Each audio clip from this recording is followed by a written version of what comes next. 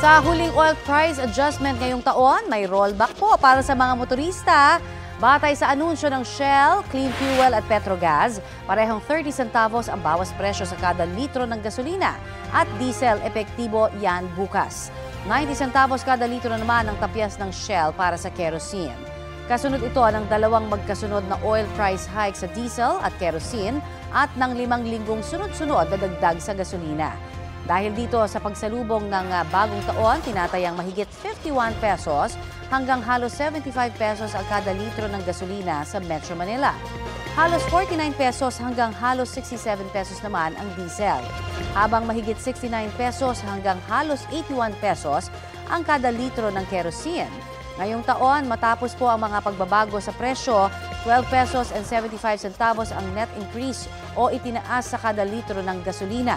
Saktong 11 pesos naman ang dagdag sa diesel. Kerosene lang ang bumaba ang presyo ngayong taon ng 2 pesos and 70 centavos kada litro.